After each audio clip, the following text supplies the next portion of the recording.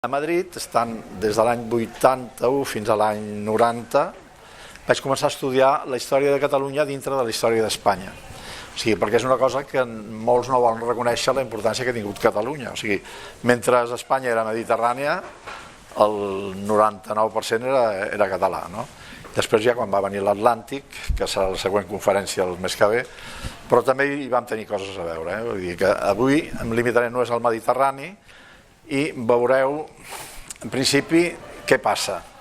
Si no hi ha ciència catalana, no hi ha mapes, no hi ha instruments, no hi ha...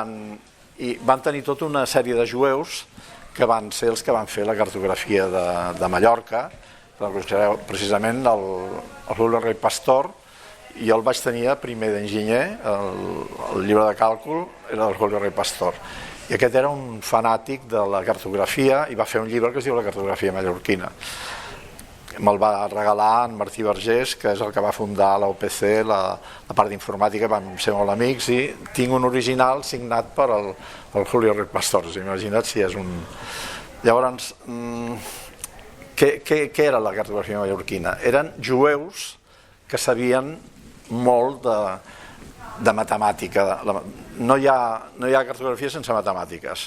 I aquests mateixos jueus eren alquimistes, es va formar tota una escola de lo que eren es va dir el Homo Universalis. Aquí a Catalunya, d'aquests jueus de Barcelona, ja us els ensenyaré, hi ha molts Homo Universalis, i tenim la vara de Jacob, la vara d'Estilla, està inventada per un català de Banyuls. O sigui, tot l'entorn, quan amb la massacre del 1309, que hi va haver-hi van matar molts jueus en el Call, van marxar cap al sud de França, però van seguir en contacte i en l'època del Cerimoniós, que és a finals del segle XV, torna a tenir tot una llau de... una camarilla de jueus que li fan unes taules que són les taules més antigues de navegació calculades a Barcelona, no com les de, tothom diu, les taules d'Alfonso X el Sabio, fantàstiques, però l'Alfonso X el Sabio no les van fer els seus savis, van agafar les d'Alfargani i les van traduir, van fer una edició manuscrita en castellà. En canvi, per al Cerimoniós, les taules de Barcelona es van calcular a Barcelona, o sigui, a més, ja em sap greu. A veure, la gent de Madrid té una tendència a minoritzar els fets catalans, no? I resulta que van aparèixer aquestes taules del Pere del Cerimoniós, van aparèixer el 1920.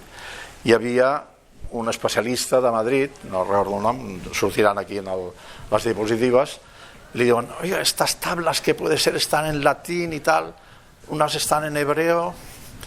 Dice, nada, esto es una còpia manuscrita de les tables d'Alfonso X el Sabio.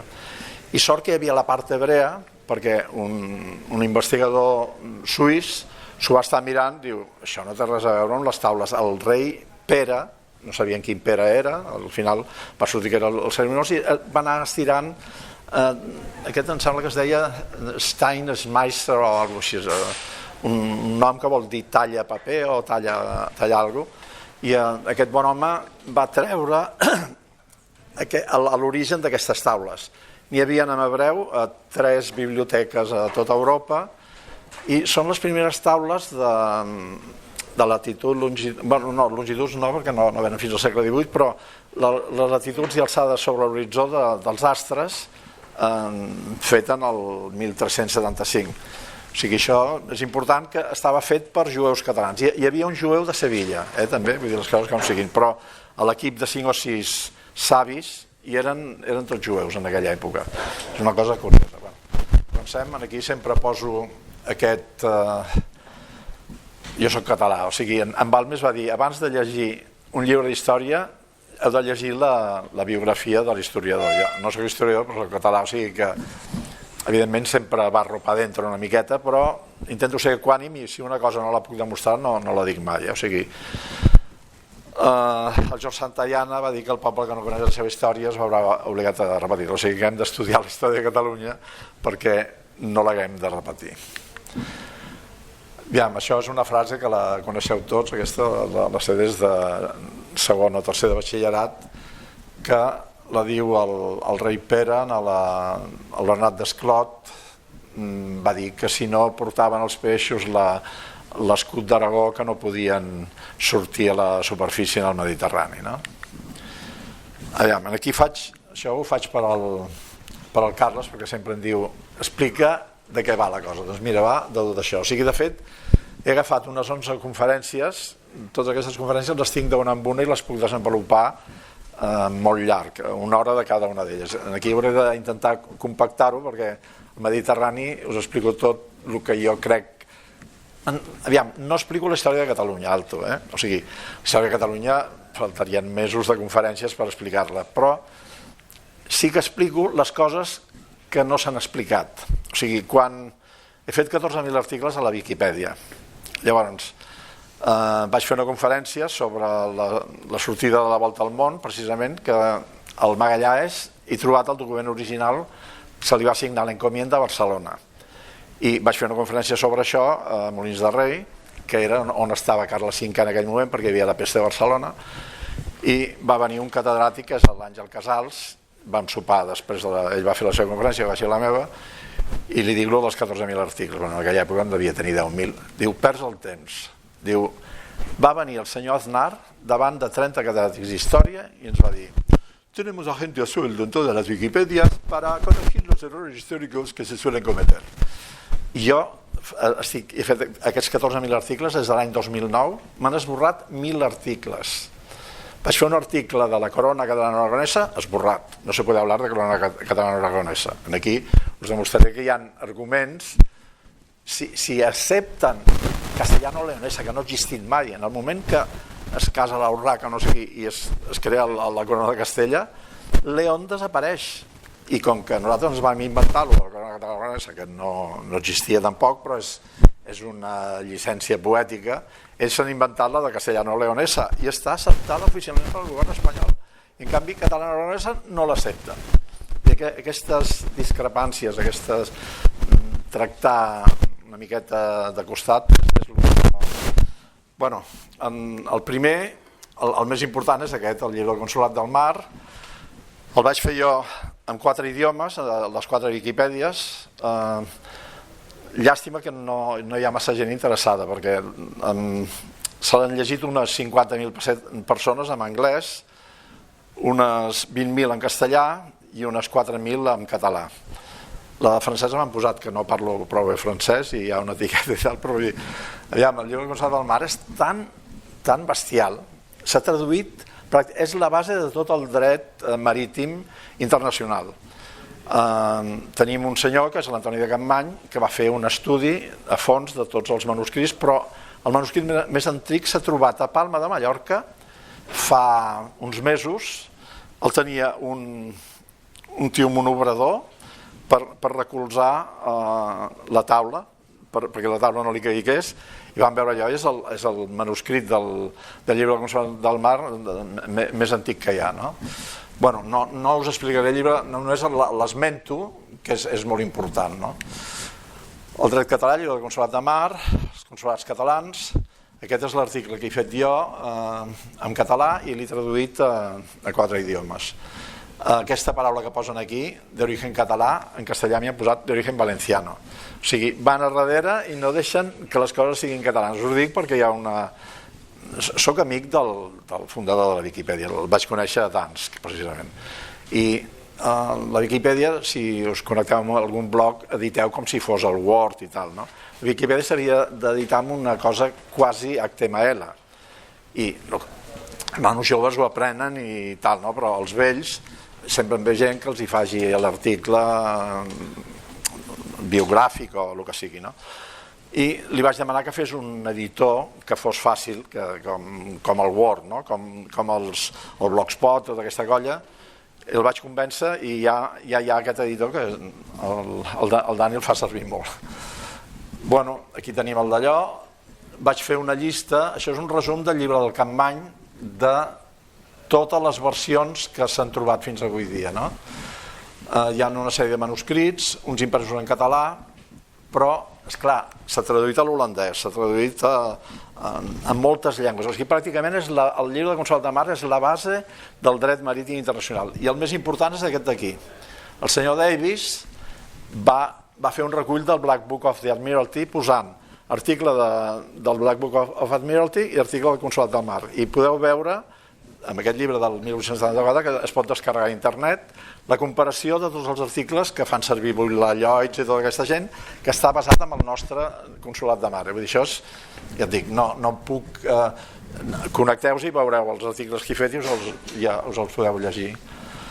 Això és un resum del que té a dintre. Ja et dic, he fet una miqueta d'índex d'un llibre del Campmany, que, a veure, el Campmany és bestial, l'Antoni Campmany. Va fer la història de la Marina catalana, 4 volums, en castellà, però tenim aquests patriotes catalans que a l'any 1780 diu bueno, lo hago todo en castellano porque el catalán es una lengua provinciana que está condenada a desaparecer. Amic de l'O de la Pàtria, el senyor Ibau, va fer traduir, ell va fer l'O de la Pàtria, la va fer en castellà, perquè després, tot el que és del segle XVIII, la gent no parlava català.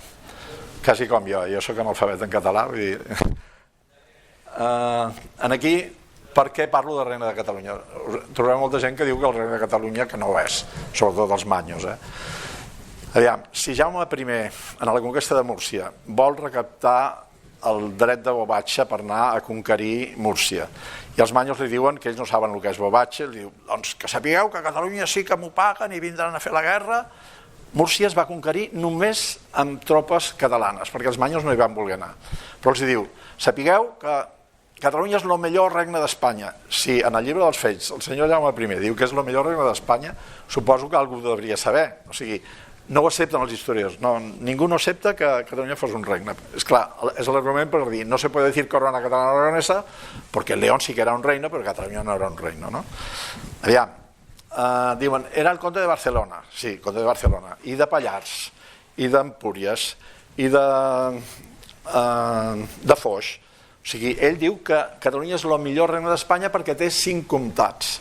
El comte de Foix, els seus vassalls li deien senyor comte. En el comte de Barcelona no li deien comte, què li deien? Aquí s'ha acceptat el concepte de uno inter pares, és un príncep, és el Principat de Catalunya, i és l'única forma que tenim de... Però ja us dic, és una cosa... Això va massa ràpid. Aquí m'he descarregat, vaig comprar-lo a la Biblioteca Nacional d'Espanya, tinc el llibre dels fets en llatí, el vaig digitalitzar tot i vaig buscar per un tema que no era aquest concretament, però aquí teniu et cum Catalonia, coes nobilius et honorables regnum Hispaniae, 4 comites vitalices urgerensen, impuriasen, foxensen, pallarensen, o sigui, aquí està dient que si té 4 comtats no pot ser un comtat no té 4 comtats. El comte de Barcelona és un comte més, però és uno inter pares, el van llegir l'any 1000 perquè era el que tenia més guerrers i tal, i és, diguem-li príncep, diguem-li el nom que vulgueu, però ell diu que és això. Llavors, un altre punt per al qual m'entenc que Catalunya també és un regne, i és el cas de la conquesta de Sicília. Pere el Gran veu que els angevins a Sicília... Bueno, ha de tenir en compte una cosa, el 1282, quan Pere el Gran conquereix Sicília, que no la conquereix, va perquè li demanen als sicilians que els tregui del jou de Carles II d'Anjou. Aviam, és una miqueta... Sicília ve de la Magna Grècia, de l'època dels romans, que van conquerir tot el que era Nàpols i Sicília. A Sicília li deien Trinàcria i a Nàpols li deien Sicília. O sigui que avui dia sentireu parlar dels Borbons, 2 Sicílies. Per què? Perquè hi ha la Sicília continent, Nàpols, i la Sicília illa, que és Trinàcria. Bueno, ell està amb tota la flota catalana a Túnez i espera les vespres sicilianes que es revolten van matar 1.500 o 1.800 francesos, i el desclot en la crònica és molt bo, són aquestes coses còmiques. Us ho dic perquè està escrit així, si us llegiu la crònica del desclot, diu es rebel·laren perquè els francesos els tocaven els pits a les seves dones. Vull dir, això Evidentment no era el motiu era que els hi feien pagar masses impostos, però en Desclot, en la seva crònica, fa aquest comentari. Llavors, què passa? Pere el Gran conquereix Sicília i resulta que els Anjou són cosins germans del papa. El papa és Martí IV, és un papa francès, i es comunica a Pere el Gran. Però no solament les comunica, sinó, com que el coronament de rei és una cosa feta per al papa, li treu el títol de rei d'Aragó. Llavors posa el títol de rei d'Aragó al millor postor, em sembla que és Enric I d'Anglaterra s'hi presenta, però al final li dona en el seu cosinet, que és Felip, el fill de Felip III, em sembla que és el que va cremar els templers. No sé si és ell o serà el seu fill, però el fill de Felip III, que és Carlos de Valois, Charles de Valois, passa a ser rei d'Aragó. Durant 12 anys pràcticament, heu estudiat algú el rei d'Aragó Charles francès? No, ho amaguen, no diuen que Carles de Valois era rei d'Aragó. Doncs què passa? Si resulta que Charles de Valois era rei d'Aragó, què era Pere el Gran? Pere el Gran fa la guerra contra ell, el papa Martí crea una creuada impressionant per carregar-se a Pere el Gran, i Pere el Gran el fa fora en el de Valois i a Felip III, en el coll de Panissars, i li diu: vos, el que sou el rei del xapó i del vent. I s'acaben aquí. Llavors, això és una guerra que li diuen creuada contra la corona d'Aragó. Però resulta que, com pot ser una creuada contra la corona d'Aragó si els aragonesos estan contra Pere el Gran? Es posen del costat dels francesos. Jaume II, el germà de Pere el Gran, que és el rei de Mallorca i Rosselló, li han promès que li tornaran Montpeller i està en contra de Pere. O sigui, de fet és una creuada contra Catalunya, no contra Aragó. I la veureu a tot arreu que posen... Sí, el rei Pere no era rei d'Aragó en aquell moment, el rei d'Aragó era Charles de Valois. Llavors tot això, per anar a la conquesta de Sicília porta uns cavalls i us explico com portaven els cavalls a les galeres. Això es tornarà a sortir en la conquesta de Nàpols per part del Magnànim, també feia una cosa semblant. Així es van portar els cavalls d'Amèrica, un amic meu va quedar sorprès. Els cavalls d'Amèrica, no n'hi havia, els hi van portar nosaltres, i els hi van portar amb aquest tipus de bragues perquè no es fessin mal amb les onades i tal. Aquesta és la guerra de les Vespes sicilianes. Pere el Gran passa a ser rei de Catalunya i Charles de Valois passa a ser rei d'Aragó el 1282. Tot això és una guerra que dura 12 o 13 anys, i vaig fer un article de 2 o 3 pàgines i me'l van esborrar i em van deixar això. O sigui que a la Viquipèdia, quan no els interessa una cosa determinada, van i te l'esborren. I aquest és el gran document que va trobar el meu amic Miquel Llaurador, un nano que és enginyer i tal, però sap buscar les coses, i ha trobat un document en els documents papals, això són els arxius del Vaticà, i parlen de Carolus Aragoni. Aquest Carolus Aragoni, que no ha existit mai en els llibres d'història normal. Hi ha llibres que ho expliquen, però que et donguin un document del papa que diu que el senyor rei d'Aragón, Carolus Aragoni, hi ha poca gent que t'ho expliqui, això. Llavors, ell, de fet, acabarà sent rei de Trinàcria. No li volen perquè el rei de Sicília és Carles d'Anjou. És la Sicília continental, Nàpols, es diu rei de Sicília, i ell s'ha de limitar a ser rei de Trinàcria. Però, com que l'has comunicat al papa i tot això, ell reclama una cosa que es diu el judici de Déu. Si heu vist Ivanhoe i tal, hi havia el judici del foc, el judici del ferro, i un judici que era lluitar, i el que guanyava la batalla, Déu li havia donat la raó. Llavors es decideix, és el desafiament de Bordeus. Bordeus en aquell moment és Aquitània, o sigui, heu de tenir en compte que a Aquitània parlen una llengua que és com la nostra, parlen el gascó. Bueno, això és una cosa, he sentit parlar el gascó avui dia, els bascos, José Mari, los de Bayona hablan gascón, no hablan euskera. Però, aviam, queden per un dia determinat a Bordeus i llavors el que fan és fer una gran barrera perquè Pere el Gran no pugui arribar a Bordeus en el desafiament. I està tan convençut que Carles d'Anjou es queda a Nàpols i el dia del judici de Déu, tot això pot ser una miqueta llegenda, però és tal com s'explica. Arriben allà i com que no hi havia el contrincant, va guanyar el dret a tenir el regne de Trinàcria, amb un judici de Déu nulo perquè no es va presentar el contrincant.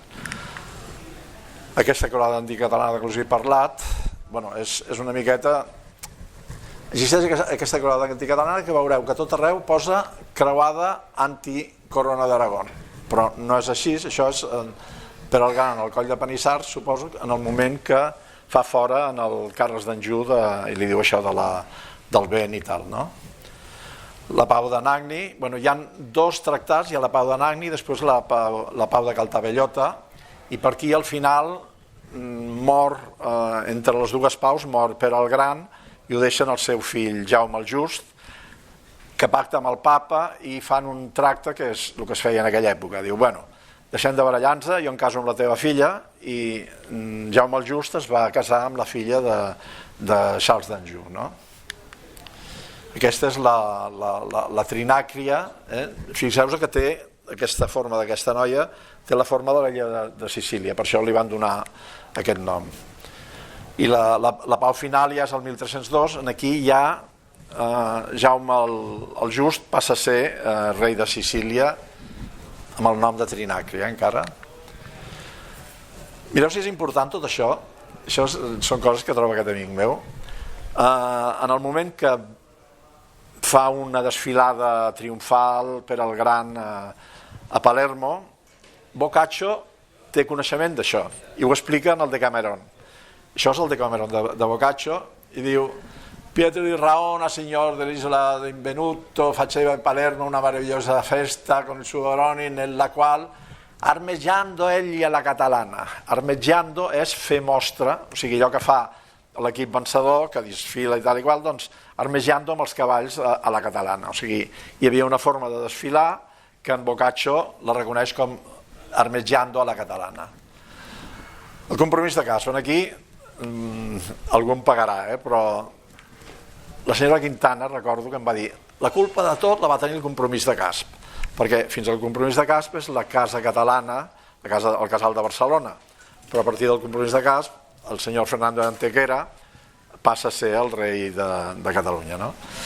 I aquí, per què us poso allò de la Mare de Montserrat? Doncs perquè tots els Trastàmara, Fernando d'Antequera era devot de la Mare de Montserrat i la història és boníssima. Ben aquí jo he fet aquest article que explico què va ser el que ens va fer mal, el compromís de Casp o les bombardes. He trobat fent una història de la pólvora, he trobat que els amics de Fernando d'Antequera li van proporcionar bombardes. Tots els documents estan, ell era castellà i tots els documents estan en català, o sigui, és una cosa curiosíssima. I, aviam, vale que Sant Vicenç Ferrer, que per cert està enterrat a Van, elegeix, tots els valencians es posen del costat d'Antequera i l'elegeixen com a rei. Però hi ha una guerra de 6 mesos, el d'Urgell no vol acceptar el veredicte del compromís de Casp i llavors ha de fer una lluita i al final té unes bombardes boníssimes que posa setge de Balaguer i fa presoner en el d'Urgell, el comte d'Urgell. Li treu el comtal, li treu tot allò, i és una cosa de sentit comú. Aviam, si arriba a guanyar el d'Urgell, el d'Antequera, tot i tenir els vots del compromís de Casp, no hauria regnat. Aviam, qui tenia la legalitat l'any 39 a Espanya? La República havia sigut elegida democràticament, l'il·legal era en Franco. Qui va governar al final? El que va guanyar la guerra.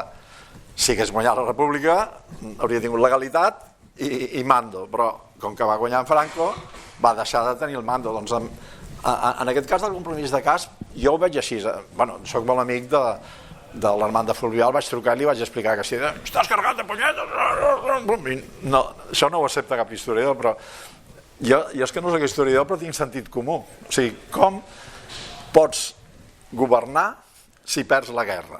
No governes. Doncs aquest és el meu punt. I llavors aquí és una història, això han trigat 20 anys la COPE a donar-me la raó. Jo quan vaig llegir la història del d'Antequera, el d'Antequera es troba malalt, no parla català, i vol tornar a Saragossa perquè els catalans d'aquí no el volen. I abans d'anar a Saragossa fa que el pugin a Montserrat perquè era devot a la Mare de Montserrat. I li va anar tan malament el viatge perquè no hi havia el camí que hi ha ara, era un camí de mules i tal, el van portar amb una llitera i l'endemà va morir a Igualada. No sapigueu que tots els Trastàmara, Carles, bueno, els reis catòlics, Carles V, Felip II, moren amb una espelma beneita de la Mare de Montserrat, o sigui que la patrona d'Espanya era la Mare de Montserrat. I Felip V, quan arriba al poder, no suporta tenir una Mare de Déu catalana i posa la Mare del Pilar. La Mare del Pilar no existia, bueno, és una història molt llarga, no us ho explicaré. Resumint, la Mare del Pilar no té el dia 12 d'octubre fins el 12 d'octubre de 1640 en la Guerra de los Segadores, cuando ganan a los catalanes y hay el cojo de Calanda que pone la pierna encima del altar y la Virgen le devuelve una pierna gangrenada. O sigui, aquello de que llegó Colón el día de la Virgen del Pilar és una mentida històrica, us ho puc demostrar. O sigui, us explico aquestes coses, no us explico la història de Catalunya, però les coses que han canviat. I bueno, busqueu a Google Virgen de Montserrat, patrona d'Espanya. La COPE va fer un article fa 6 mesos dient el que jo vaig dir fa 20 anys i que tothom se'n va fotre a sobre, que aquest tio està boig, que no sé què. La Virgen del Pilar és la patrona d'Espanya des de 1641 i des de 1714 perquè Felip V ho va voler així. Bueno, és una història molt llarga, ja tot d'aquí, a veure, vam anar a veure, hem fet viatges per allà, i el temple, la basílica de Nostra Senyora de Montserrat de Roma és on estan enterrats els papes Borja, però estan enterrats els papes Borja després de 300 anys d'estar en els sòtanos del Vaticà perquè no els volien, amb unes receptes, amb unes caixetes de plom, i al final, fa, no sé, X anys, a més, bueno, és una història molt llarga, però vull dir que sapigueu que a Roma li tenen una devoció molt especial a la Mare de Montserrat i m'ho ha dit en Lluís Clavell, és un excurs, faig un excurs, en Lluís Clavell és de l'Opus Dei i estan a la Cúria Romana i li vaig preguntar això, diu sí, hi ha una devoció a la Mare de Montserrat impressionant. De fet, la basílica la van començar els papes Borja i per això els han enterrat en la basílica de Montserrat. Patrona d'Espanya, el Magnànim. Aquí és la primera conquesta, no, la segona, bueno, realment del continent és la primera conquesta. Ferran el Catòlic conquerirà Nàpols al cap de 100 anys. El Magnànim vol conquerir la part que no té. Ell és rei de Sicília, de la Tirinaque, perquè ha guardat i ha hagut anades i vingudes, però al final ha recuperat la part de la isla. Jaume el Just recupera fins i tot Sardenya, o sigui que tenim Sicília i Sardenya, però no té la part continental. I parla amb la reina Anna, són parents, tots estan emparentats, i li regala el regne de Nàpols. Però hi ha el bon rei René que està assentat a Nàpols i ha de lluitar contra ell. O sigui, hi ha una guerra i el que és important és, primera, això. Aquest senyor, quan guanya la guerra, guanya l'escut de Nàpols i en la Viquipèdia no li volen posar la creu de Jerusalem. O sigui, això és important. Aquest és l'escut que guanya el Magnànim després de 6 o 7 anys que està lluitant amb la guerra de Nàpols. I li posen aquest que és el de Sicília. Per què no li posen aquest? Perquè ja amb el regne de Nàpols va implícit el regne de Jerusalem. I el govern espanyol vol que la història sigui diferent de la que és. O sigui, la corona d'Aragó tenia el regne de Jerusalem, però en el 2015, mira, tant és així que aquest és l'Alfonsino de Oro del Magnànim i podeu veure perfectament que aquí hi ha la creu de Jerusalem i aquí hi ha la creu de Jerusalem. O sigui, està a tot arreu, hi ha un altre lloc, o sigui, això és en el Castelnuovo, fa una escultura que podeu anar a Nàpols i veureu que hi ha la creu de Jerusalem i la creu de Jerusalem. En els seus documents interns que algú ho ha pintat perquè això, si el fons és daurat, la creu ha de ser blanca i aquí l'hem pintat negre. Això és l'escut d'Hongria, que també tenia dret per violant d'Hongria, tenia dret a la corona d'Hongria i li han pintat el blanc de negre. O sigui, hi ha una mala idea perquè no siguin... Bueno, tot això del Regne de Jerusalem és una idea que la crea el senyor Ramon Llull amb la idea del Rex Velator. Quan comencen les creuades vol fer un Rex Velator que ha de ser el rei de totes les de templers, d'Orde de Jerusalem, de Sant Joan de Jerusalem, els vol posar tots en un sol. I això s'arrossega, Jaume I ja fa una creuada perquè vol ser el Rex Velator i al final el Magnànim passa a ser el Rex Velator, potser, no?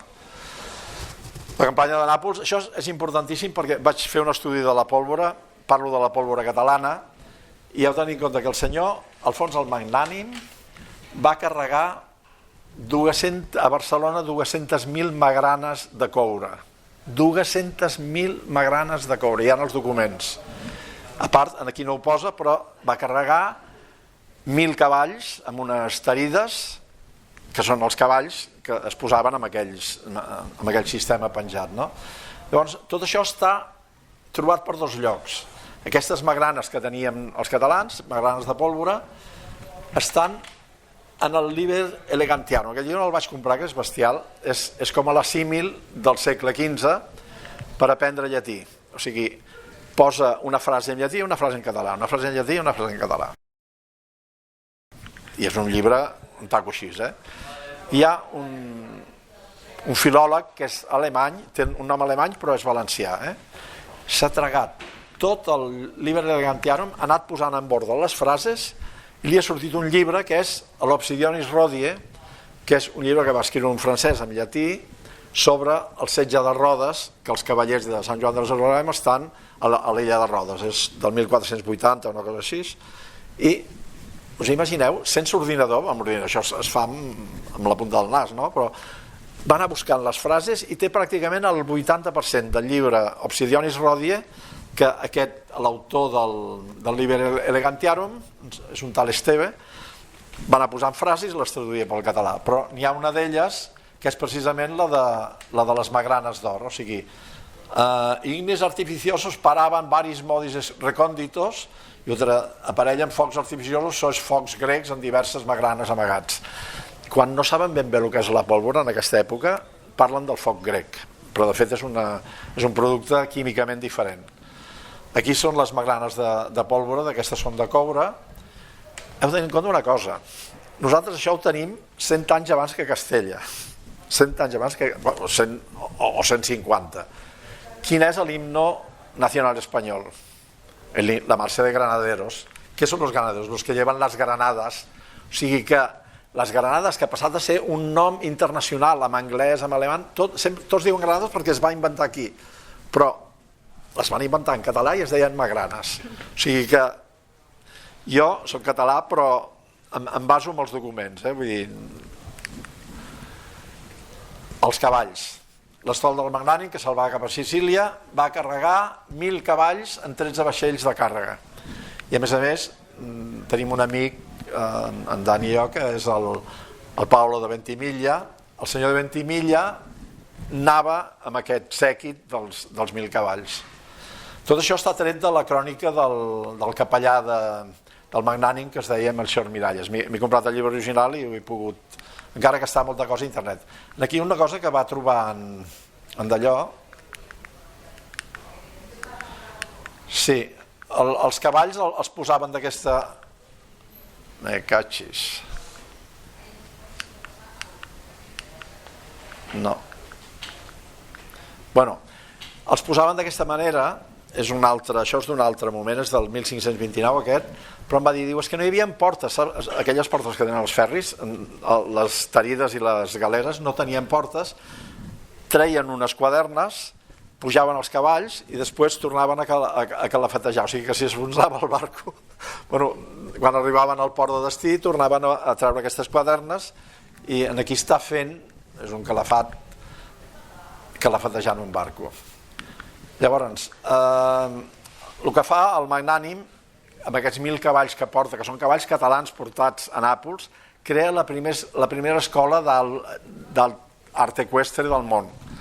És l'escola hi ha una finlandesa que fa un estudi de la doma a la catalana que fa el Magnànim a Nàpols. El Magnànim fa moltes altres coses, entre elles fa un llibre de Manescalia, que és curiós perquè ell, de fet, parlava castellà, però la seva gent de la seva cort escriu els llibres. Hi ha 4 llibres, que és el llibre de Koch, el llibre de les dones, el llibre del bon foder i el llibre de Manescalia.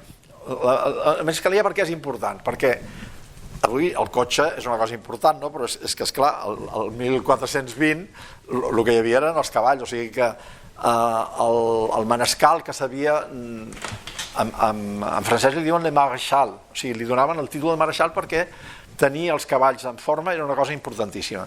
Doncs en Manuel Díez té el primer llibre de Manescalia del món. Això és una còpia, vaig comprar un facsímil en la Colombina. La Colombina el tenen però està trencat i tal. D'aquest se n'han fet moltes còpies i es va traduir al castellà, però això és el primer llibre de Manescalia que ha fet el Manuel Díez, que tots diuen que és manyo, bueno, ho serà, però el llibre està escrit en català.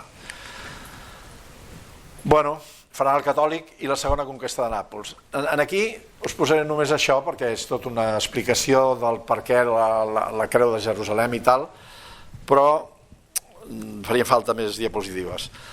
Colom torna el 3 d'abril a Barcelona, el reben segurament a Sant Jeroni de la Murtra, i jo he fet un llibre contra el que era el jefe del movimiento, suposo que era qui va fundar la Falange, José Antonio García Valdecasas i Ledesma Ramos. Ledesma Ramos té un nebot que és un gran historiador, fantàstic, el que passa que en el meu llibre jo me'l carrego, no sé, intento carregar-me'l.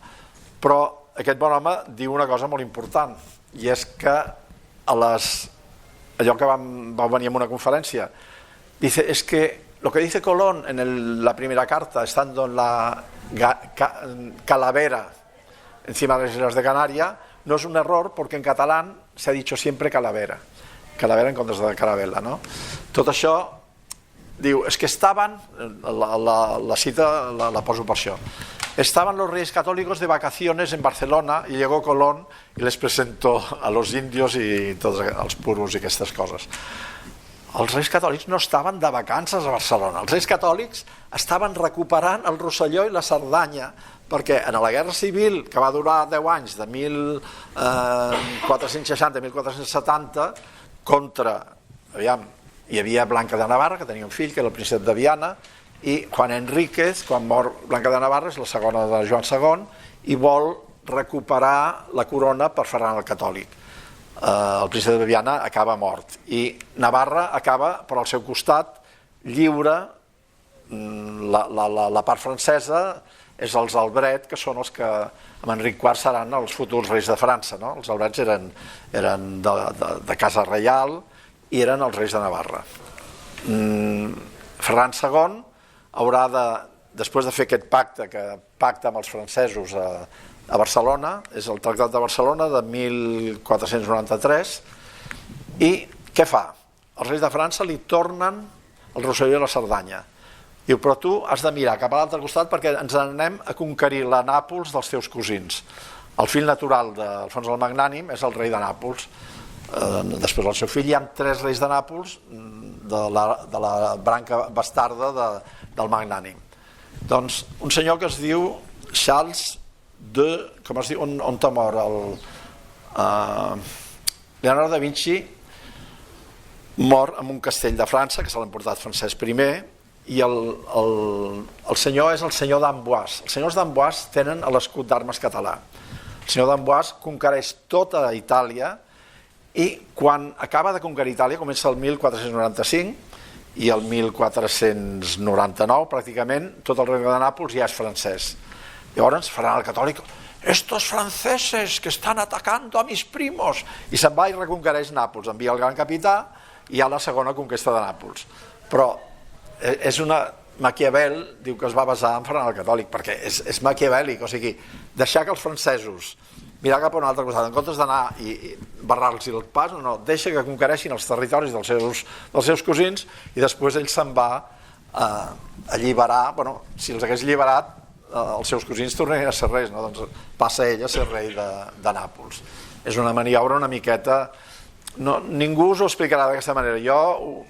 A veure, el sentit comú és el millor en la història. Tu mires les coses i veus per què ha fet això aquest tio. Doncs aquesta famosa vacances dels reis catòlics a Barcelona eren per retornar al Rosselló, pactar amb ells i deixar-los conquerir Nàpols. O sigui, tot això està aquí. O sigui, aquí és el perquè de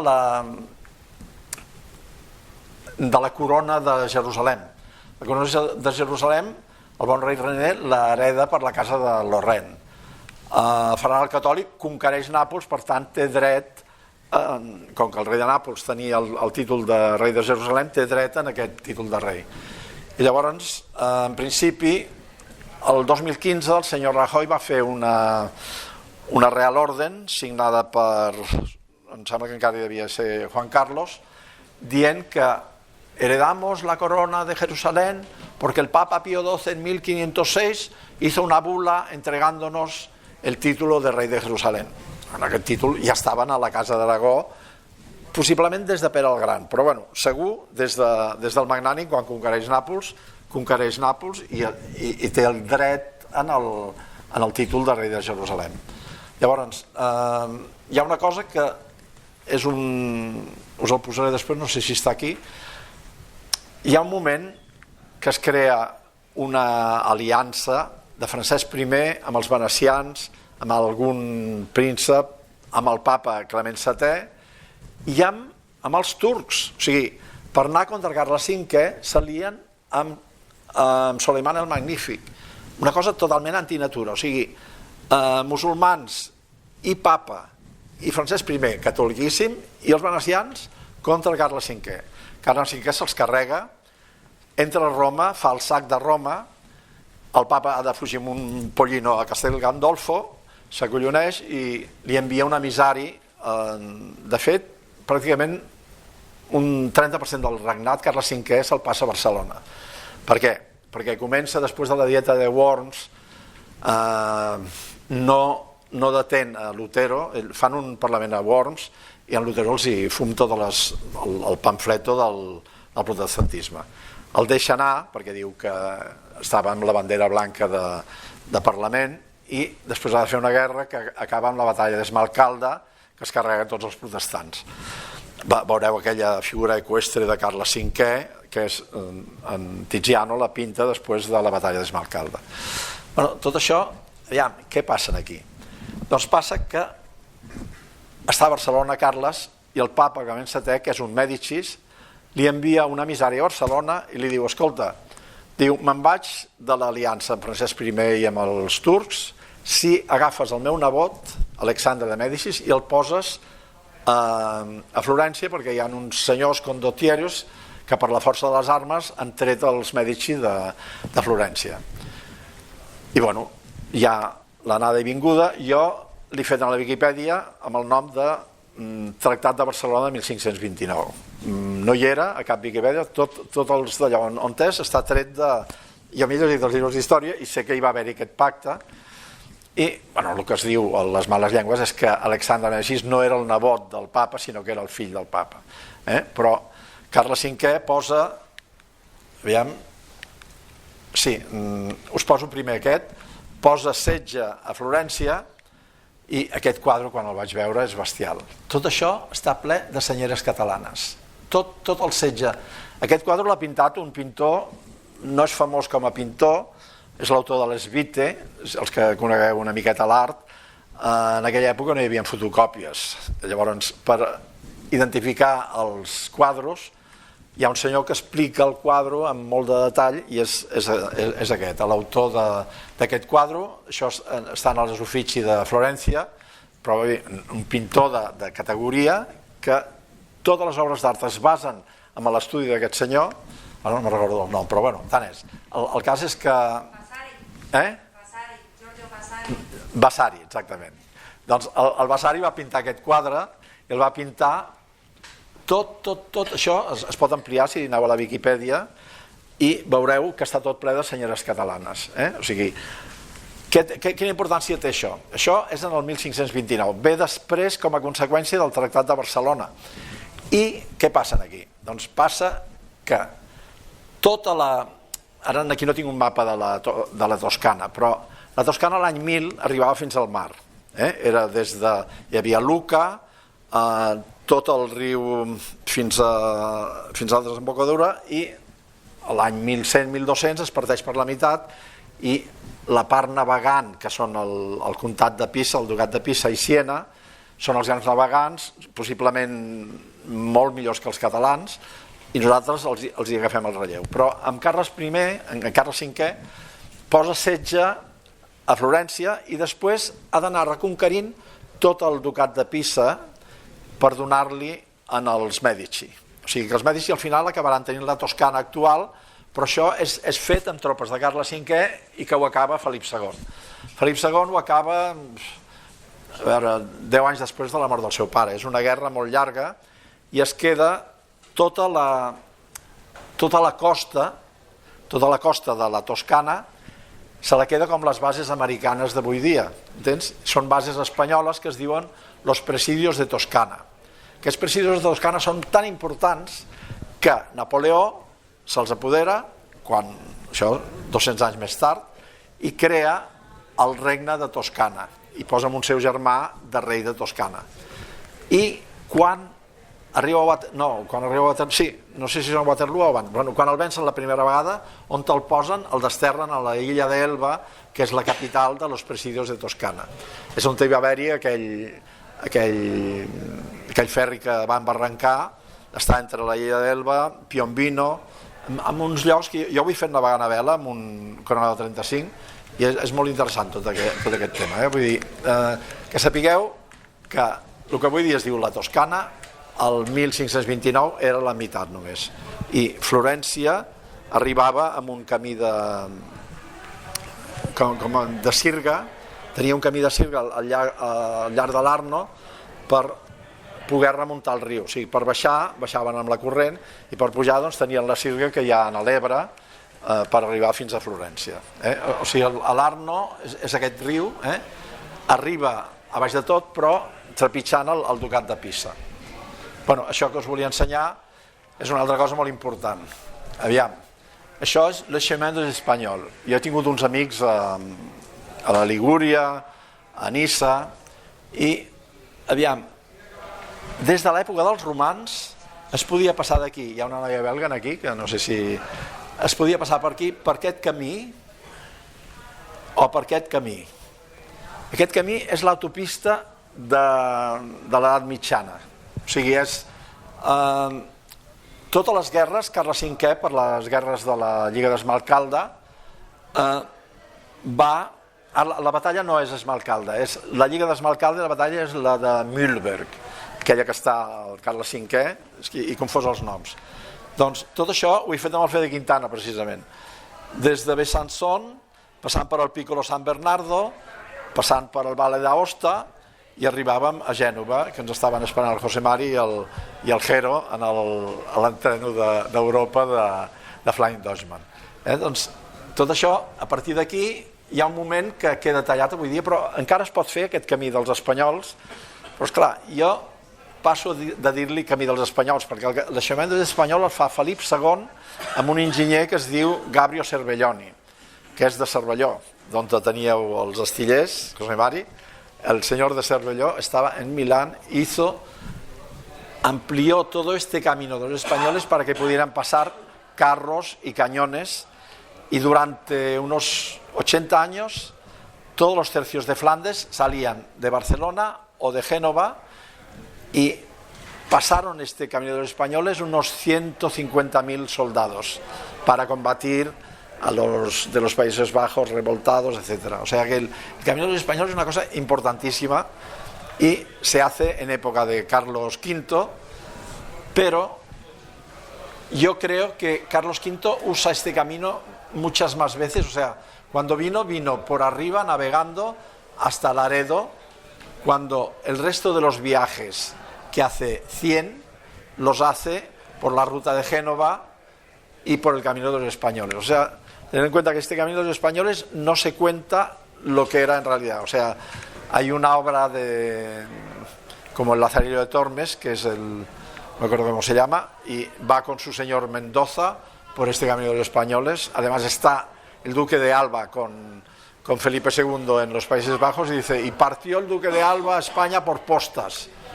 Si estaban en guerra con Francia, ¿cómo podía ir por postas? Iba por postas por este camino de los españoles, que era todo, esto era la Baja Saboya, la Alta Saboya, el Franche-Comté, la Alsacia, la Lorena, Luxemburgo y Bruselas. O sea, era todo un camino. Este camino existe desde el Neolítico, o sea, es una cosa que los romanos lo mejoraron y Felipe II hizo el camino de los españoles. Bueno, son cosas que... A ver, esto es una cosa que tampoco sabe mucha gente. Hice el artículo de las batallas de Lepanto. Resulta que conocemos una batalla de Lepanto. Hubo 3 batallas de Lepanto. Esto es una cosa curiosísima. Los venecianos tenían el control. Hay una isla en la entrada del Golfo de Lepanto. Habéis estado, es el Golfo de Corinto. Lepanto es el Golfo de Corinto. En el siglo XIX se cortó la parte del istmo y ahora hay un estrecho en el Pireo. O sea, podéis atravesar el istmo de Corinto por un canal hecho por la mano del hombre, ¿no? Pero en la puerta del Golfo de Corinto está la isla de Cefalonia. Bueno, los turcos le pegaron caña al duque de Venecia, al Venieri, que tenía 90 años, no se pudo defender. Fuimos los españoles a salvarle.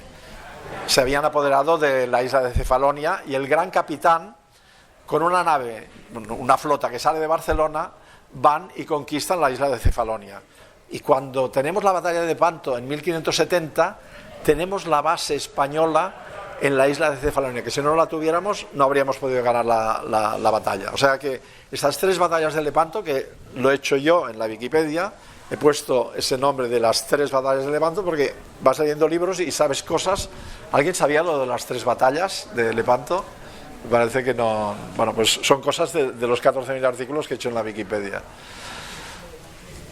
Bueno, aquí esto lo hice porque este es Colón, se parece a una amiga mía. Realmente hay almirantes que duran hasta los 95 años. Y uno de ellos, no os voy a contarla, hay 7, encontré 7 en la Wikipedia, y uno de ellos es el Occhiali. El Occhiali es el que hizo prisionero a Cervantes cuando vuelve de la batalla de Lepanto. El Occhiali no murió en Lepanto, el tío se largó, fue al fuerte del Estaño, a la Goleta, al lado de Cartago, en Túnez, y derrotó a los españoles y recuperó el fuerte de la Goleta. Que, bueno, si lo veis en castellano, los tíos que hacen los comentarios, sí, se llama la Goleta porque había un barco, una goleta. Resulta que el fuerte de la Goleta se hace en 1520 y la primera goleta existe como barco en el siglo XVIII. O sea que hay unos anacronismos en libros de historia que fan fradat. Y sí, hombre, se llamaba el fuerte del Estaño dentro del fuerte de la Goleta. La goleta es que el río hace una gola y en catalán se llama una gola petita, es una goleta. Y dentro del fuerte hay un estaño y le llaman el fuerte del Estaño. Dice, sí, porque bajaban el estaño del Atlas con mulas. Bueno, oye, es historia fantástico. Ciencia catalana medieval. A ver, como vamos de tiempo, si ya casi hemos acabado. L'Homo Universalis, esto es una conferencia que la vinisteis vosotros, Juan Carlos y Carlos. El Homo Universalis es un hombre que sabe de todo, es un hombre medieval. Hay alguna mujer, no sé si la he puesto por aquí, en esta lista no està, però hi ha 2 o 3 mujeres que són mujeres universalis també. O sea, per ser una conferència en catalana sembla que es parla en castellà. Bueno, és que quan parlo amb el José Mari em ve automàticament. No, és un switch, no. Amb el José Mari sempre parlo en castellà. Ja parla en català, Home, sí, vale. A l'Aristòtil, mira, això va per tu, Carles. L'Aristòtil he traduït a l'Ars retòrica de l'Aristòtil Estagirita, hem estat estagiros amb el Fede, i parla dels excursos. O sigui, jo en una conferència foto 50.000 excursos, me'n vaig per les rames, mentre tornis no hi ha problema. Però explica que és una ars retòrica, o sigui, dintre de l'ars retòrica ho fan servir molt els advocats, i precisament he fet l'article a la Wikipedia, que no hi era, I el Poliodoro fa un llibre que està tot fet d'excursos. O sigui, els excursos són les paràboles de Jesucristo, són excursos, i et venia a explicar d'allò i al final jo foto excursos davant. Espero que no els hagi fet perdre el fil. L'alquímia, sí, vull d'excursos jo. L'alquímia, bueno, aquí us diré una frase del senyor Menéndez y Pelayo. Menéndez y Pelayo és una bèstia, li han tret el nom del carrer a Barcelona i em sap un greu. El torrent de l'olla segueix bullint l'olla i en Menéndez y Pelayo va defensar l'alquímia medieval catalana amb uñas i dientes, tu. Ell i el catedràtic de química de la Universitat de Barcelona van fer un llibre sobre l'alquímia medieval. Tots els alquimistes medievals són catalans, molts d'ells jueus, i bueno, quan aquests tios foten l'obra i la publiquen a Espanya, diu, oye, Menéndez y Pelayo i l'altre que no me recordo el nom, bueno, dicen que eren catalanes, algun espanyol habría, ¿no? I és que no n'hi havia. O sigui, l'alquímia catalana medieval és l'alquímia europea, fins al punt que vaig trobar, a l'època del Modern del Piticlin, em vaig carregar un llibre d'alquímia molt maco, i era diàlegs aristotèlics de maestro de discípulo, i sabeu qui eren els mestres d'aquest llibre? Platonus, perfecte, Lullius i Arnaldus. O sigui, el llibre d'alquímia medieval bestial amb dos mestres que l'autor aquest anglès deia no ho havien escrit ni Llull ni Arnau de Vilanova, però el fet que els posin a l'alçada de Platón és que l'alquímia medieval catalana era molt important. Aviam, ballestes de tro. Ara anem, a través de l'alquímia vam poder fer vidre i vam poder fer pólvora. Jo m'entenc que la pólvora la meva dona és xinesa, com digui que no és Xina em pela, no? Però la vinguda de la pólvora cap a Europa va ser a través de Catalunya. Vaig fer un article l'any 2004, es va posar en contacte amb mi el president de la IAA, la International Astronautical Association, que era el jefe del projecte de Rolando de Chavela, dels satèl·lits espanyols, José María Dorado. No, es que me encanta lo que ha hablado usted de la pólvora porque eso hay unos precedentes. Bueno, i em va fer un paper i l'havia de llegir en la reunió mundial a Seül i se li va morir la dona i no van poder-hi anar, o sigui, però hauria estat llegint no el poso aquí, però només sapigueu que la pólvora va entrar a Europa a través de Catalunya i el primer que fa servir pólvora és Jaume I en la conquesta de València. No és una pólvora explosiva, és una pólvora de flagrant, perquè aconseguir la fórmula, el percentatge 3, 4, 5, es va trigar temps a aconseguir-ho. Quan fas, hi ha un nivell que explota, i si no, és el coet el que fa moure un coet. Aviam, cohete en castellà, de què ve? Si fuera castellano seria colete, de cola, com que es diu coet és de coa. En francès es diu fusée.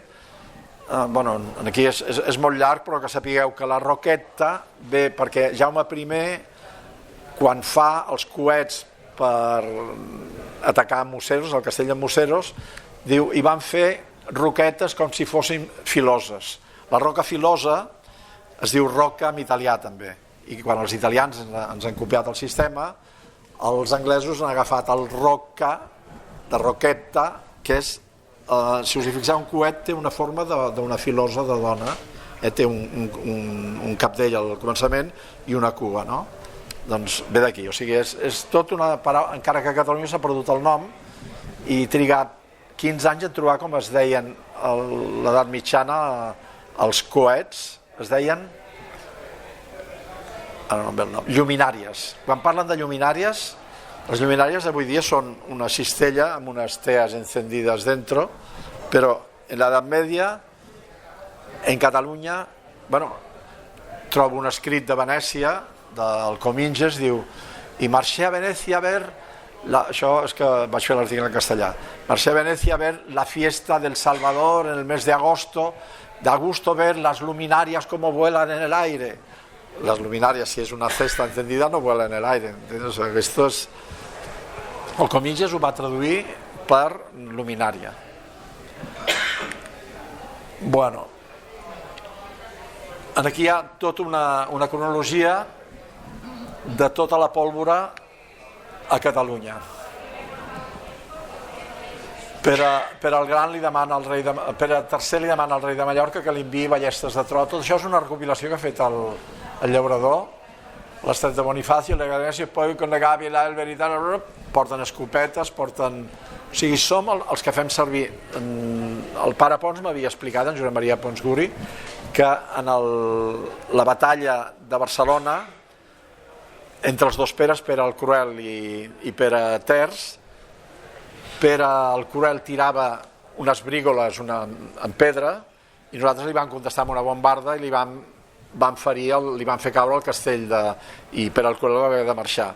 O sigui, això és el 1359. Aquesta és la que sabia jo, però és que n'hi ha la tira, o sigui, hi ha tot això, les espingardes. A veure, què passa amb les coses de pólvora?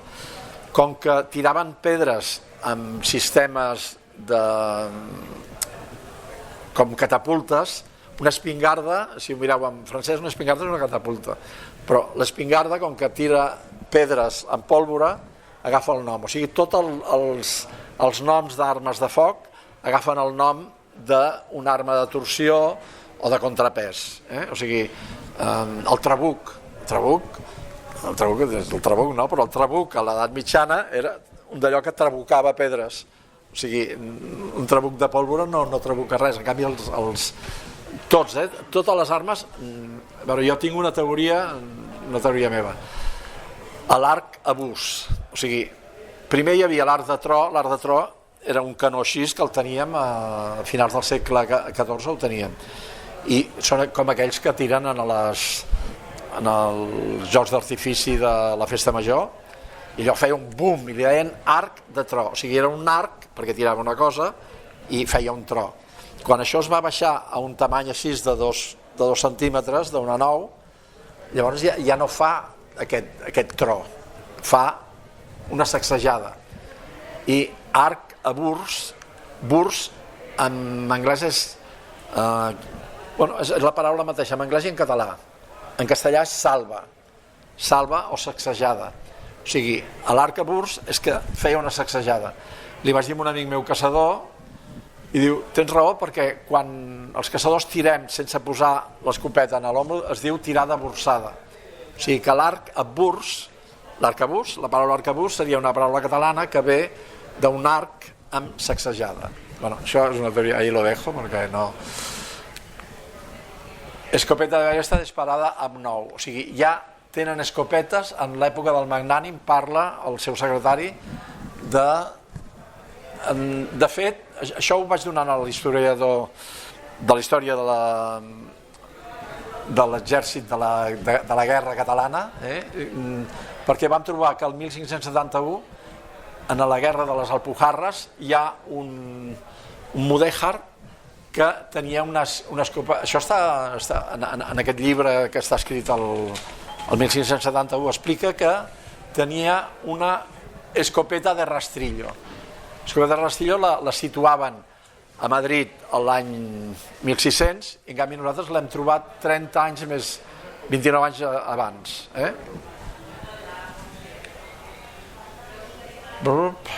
Bueno, a més, el Pedrenyal, el Quijote, quan es troba amb el Rocaguinarda, diu, llevaba 3 pistoletes a la cintura que en aquella tierra llaman pedreñales.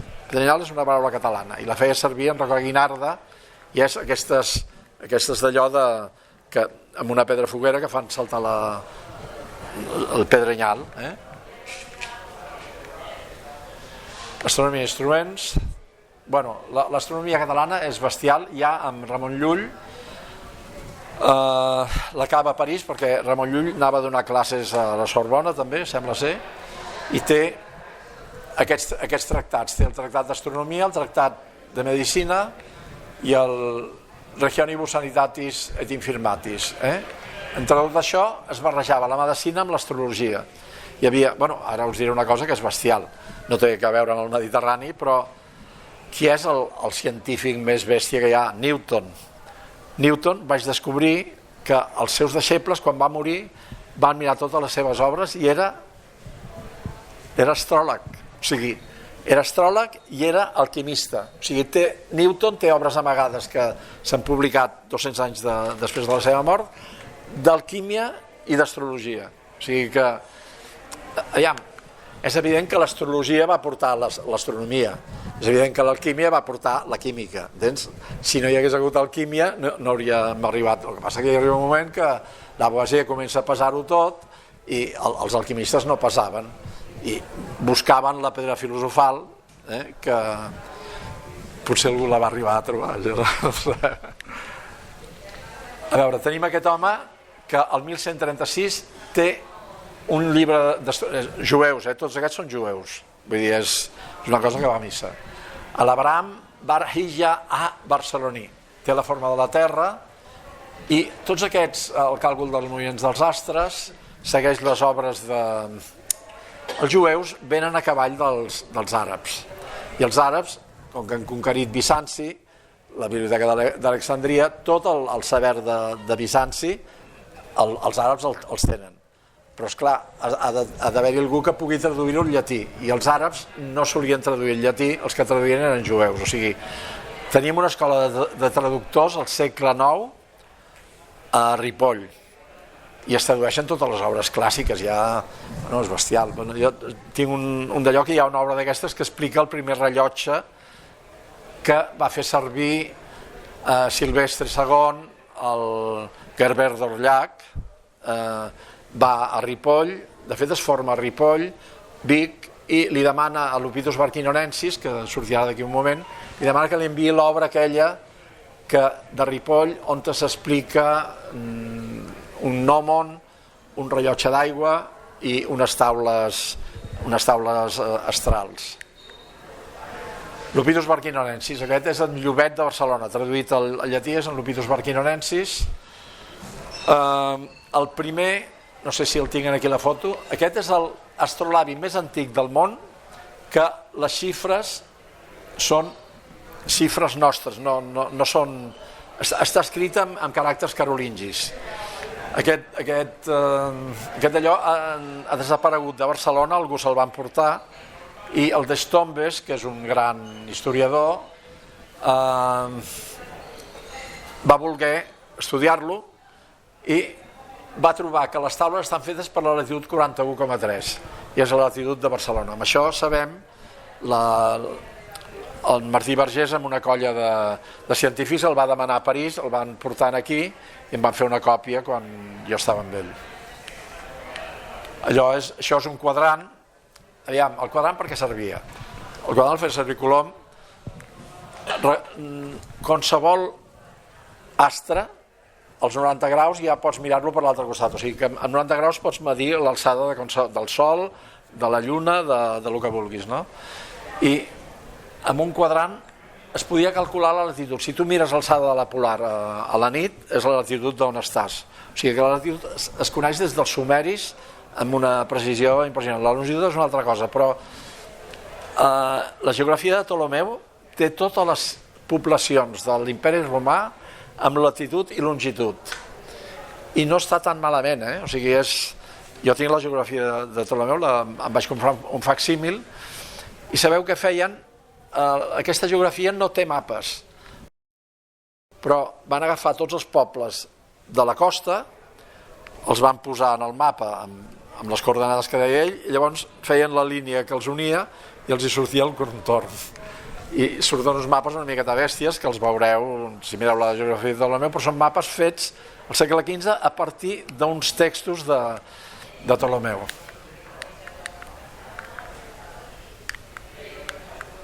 Bueno, això és una esfera armilar, m'està fallant el... I aquest és... De fet, amb el Fede Quintana vam estar al Museu de la Ciència de Florència i està en el Museu de la Ciència de Florència. Veieu el que posen aquí? Alfonsus Rex, semblaria que diu Hispània, no? El que passa... Ho han tapat per què? Perquè discutim, no? Perquè podria ser Alfonso X el Sàvio, però també hi ha altres Alfonsos de la Corona d'Aragó. O sigui, el fet que estigui tapat aquí no és casual, Jo el vaig veure sense tapar, però ara no recordo el que posava. Vaig pensar que era Alfonso X el Sàvio. Aquest és el jueu català de Banyuls, que va fer l'Albar Estilla. Li diu Barra de Jacob, i Gerson Ben Solomon, català de Banyuls, aquests jueus que van amb el pogrom del Call van fugir cap al sud de França, i tenim la ciència, estaven a les seves mans.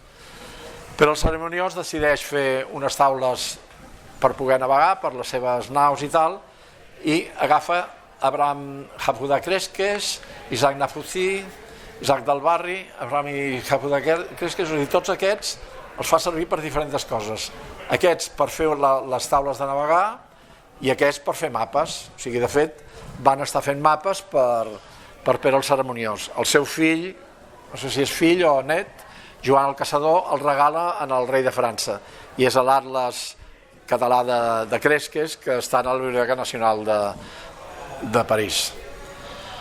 Aquestes taules, hi ha tota una sèrie de gent, o sigui, jueus catalans dominen tota l'astronomia i les taules de navegació de l'edat mitjana. Aquí hi ha els que són. Aquest es deia Rico Sinovas, aquest senyor que va dir que li van presentar les taules que les havien trobat a la Biblioteca Nacional de París, diu, és un epígrafe de les tables alfonsíes. I aquest Stein Schneider se les va estudiar, va trobar còpies en hebreu a Roma, al Vaticà, a Viena, va recollir tots els d'allò i va fer unes taules que Millàs Vallicrosa les va traduir. Jo tinc una còpia de Millàs Vallicrosa, que precisament hi havia un signe jueu. Els jueus amb tot això són bestials, o sigui, em vaig discutir amb la gent de la Viquipèdia Dansk, li dic que facin un editor interessant, s'aixeca un tio en anglès i diu yeah, we will have to do it, i ens posem a parlar, això era la cluenda de la reunió de la Viquipèdia, i se'm posa a parlar en català. I dic, però que ets català? Diu, no, jo he nascut a Tel Aviv, però som els xuetes de Tel Aviv que hem contractat amb una professora de Mallorca perquè ens vingui a ensenyar el català. I parlava un català perfecte. Els xuetes de no sé quantes generacions, nascuts a Tel Aviv, i que encarreguen amb una noia xueta de Palma que els ensenyi el català. Això és bestial. Abraham Zakut, sabeu que Colom navega amb les taules d'Abraham Zakut, i hi ha un moment que em sembla que és en Jaume Ferrer, diu diole muchos libros de astronomía.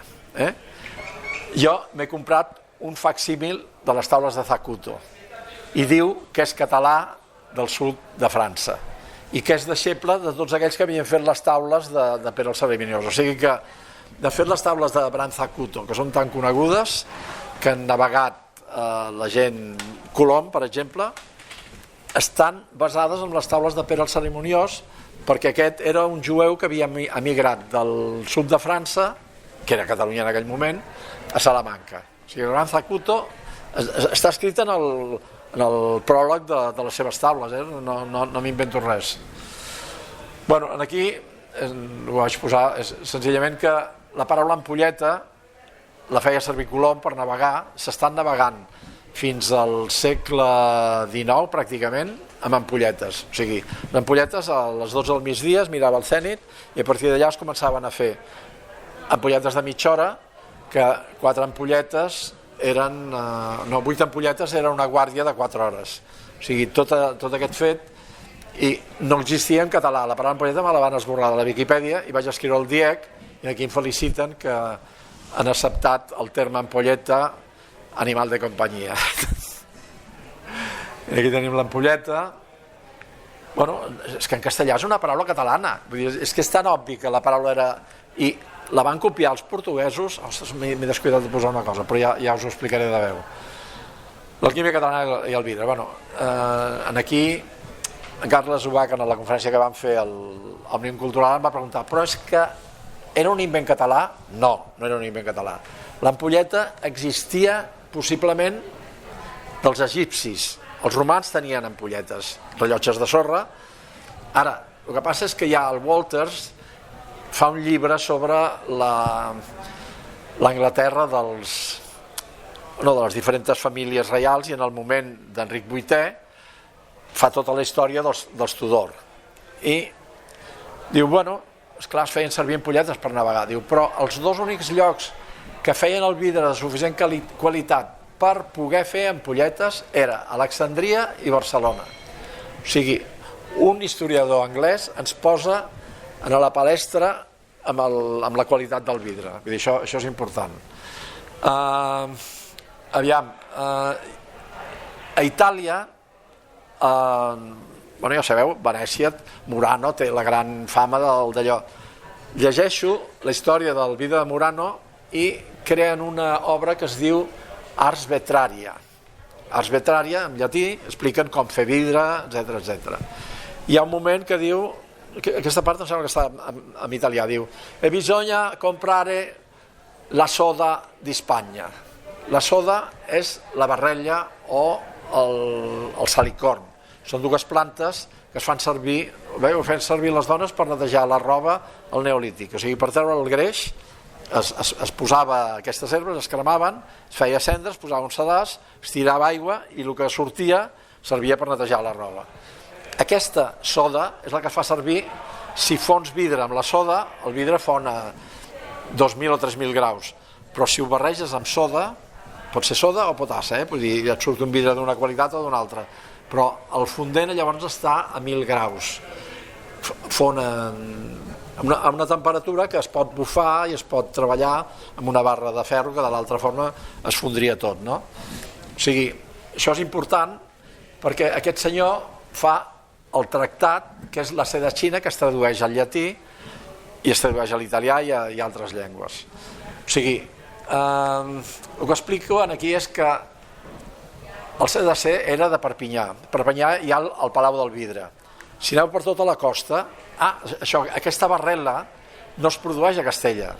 Necessita l'aigua de mar, l'ambient humit, i es produeix des de Múrcia fins a Port Vandres, o sigui que ha de ser un lloc de la costa. Llavors, a tota la costa tenim vall vidrera. La vall vidrera és on hi havia aquesta herba que es podia fer servir per fer vidre. Tenim una vall vidrera aquí a Arenys, hi ha una vall vidrera, i vidreres, o sigui que penseu que els catalans tenim en aquest entorn, tinc en compte que la idea del vidre ve dels fenicis. Els fenicis creen la tira de colònies per aquí. Després venen els grecs i creen ròdies, rodes, roses. O sigui, roses, tota Sant Pere de Roda, Roses és un nom medieval, Rodes, els que acompanyen, que surten de Barcelona amb en Magallanes per fer la volta al món, li diuen Michele de Rodas, griego de Rodas, Francisco Albo de Rodas, griego de Rodas. I resulta, això ve a l'altra conferència, però us en faig 5 cèntims perquè, aviam, hi ha molt mariner que és de l'Empordà i que va amb Magallanes. Ho deixo aquí. Perquè veieu que els catalans sabien fer vidre, Felip V, quan crea la Real Fàbrica de Cristales de la Granja, agafa un vidrer català perquè són els que coneixen O sigui, els vidrers catalans van a Madrid a ensenyar a fer vidre en els madrilenyos. Vull dir que això hi ha molts casos, vull dir, aviam, el vidre de Mataró era famosíssim i han tapat els forns. Philippe le Beau, Felipe el Bello, Felipe l'Hermoso, quan es casa amb Joana la Boja, venen de viatge de nuvis a Barcelona i agafen una galera i se'n van fins a Mataró a veure com fan les copes de vidre que li ha regalat Ferran el Catòlic a la seva mare, perquè Ferran el Catòlic li regala 200 copes de vidre fetes a Mataró. Tot això està documentat. Aquí tenim la seda xina, l'arte vetraria. La seda xina tradotta, quan els vidrers de Murano expliquen com fan el vidre, diuen la seda xina tradotta el manuscrit de Carme de Perpinyà, Guglielmo Sedacer. O sigui, per almenys tenen la honestitat de dir d'on han tret aquesta tècnica. Hi ha una historiadora francesa que, com que és de Perpinyà i això és França, fa un estudi de tots els manuscrits de la seda xina i en troba 7, em sembla. I n'hi ha un altre que li tradueixen aquí, en el senyor de la navalla d'Ockham. El Guillermo d'Ockham ve a parar al servei del papa d'Avinyó i tradueix un llibre que sabem per 7 còpies que és de Guillem Sedacer, el tradueix el copia, el que sigui, i posa el seu nom. O sigui, Guillem d'Ockham li roba l'obra, i això està documentat per aquesta historiador francès, no m'invento jo. Són 2 llibres que són una miqueta cars, perquè són el facsímils i tal, val uns 200 euros, ho vaig comprar, i tinc el... O sigui, vull arribar a totes aquestes coses que no s'expliquen, entens? O sigui, és un... Aquí teniu la seda xina, els manuscrits originals, és de 1370. Aquest, el Guillem Sadasser, era l'homo universalis de Pere el Cerimoniós. Tradueix llibres d'òptica. Els primers, si sabem fer vidre, sabem fer òptiques. Hi ha un tio de Perpinyà que fa les primeres ulleres per llegir de prop, per miopes. Guillem Sadasser, el Thorndike, ja que diu que no existia, que aquest paio no existeix. I hi ha tots els manuscrits de Guillem Sadasser. I aquesta investigadora, la Pascal Barthélemy, demostra que hi ha una còpia falsificada que diu que és del Guillem d'Ockham. O sigui que els catalans ens foten faves per França i per Espanya, per 2 cantos. Guillem d'Ockham. Aquí explico una miqueta això que us he explicat abans, que, a veure, això us dono una idea molt interessant. Heu sentit parlar del cisma d'Avinyó, però la gent té una idea confosa del cisma d'Avinyó. Philippe Le Beau, el que crema els templers a davant de la catedral de Saint-Denis, és tan catòlic que se'n va al papa, li fot el d'allò aquí i diu prum, Avinyó. I el papa de Roma el traslada a Avinyó. El 1320, els papes, en plena guerra dels 100 anys, que dura del 1320 fins al 1420, per almenys, dintre de les coses religioses, obliga als papes a estar a Avinyó. I no hi ha cisma. El que passa és que el 1370, uns descontents, mentre està el papa Lluna o un abans, fan un cònclave secreto i trien un nou papa i se'n van a Roma. I llavors, els que es queden al 1370 a Avinyó són los cismàticos. Benet XIII diu que els cismàticos són els altres. I Benet XIII té coses molt interessants. Benet XIII dona la butlla de creació de la Universitat de St. Andrews. Són coses que al fer el Tickers vaig creure la informació. St. Andrews és on s'inventa el golf modern, en els camps de la Universitat de St. Andrews, i que la meva cosina Clara Ponsati n'és catedràtica. Vull dir que, imagineu tota l'enrenou. El papa Luna dona la butlla de creació del convent franciscà de la Ràbida a Huelva, on després anirà a Colom. Per què fa aquesta d'allò per als franciscans? Perquè els franciscans estan colonitzant les Canàries des de 1350. 100 anys abans que hi arribi Betancourt, les Canàries eren catalanes. O sigui, en plan religiós, sense lluitar, arriba Betancourt en allà i els historiadors castellans diuen: y llegó Betancourt a las Canarias y oh milagro de la Virgen, los guanches ya eran cristianos, los había bendecido la Virgen desde el aire. Els capellans franciscans que havien anat, però ja tinc una mica fet, el Carles Cama ha fet un llibre sobre aquest tema. Hi ha la tira, a veure, Palma de Mallorca, Palma de Gran Canària, Illetes de Mallorca, Isletes de Gran Canària.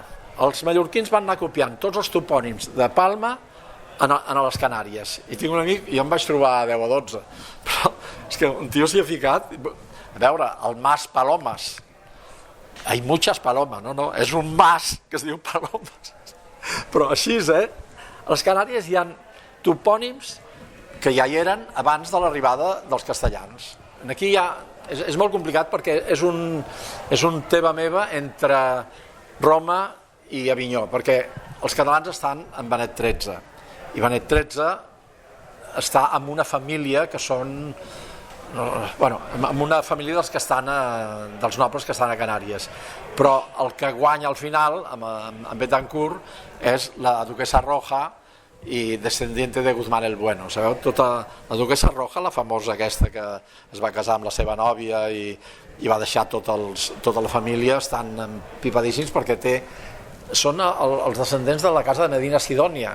Aquests són els amos de Canàries en aquell moment.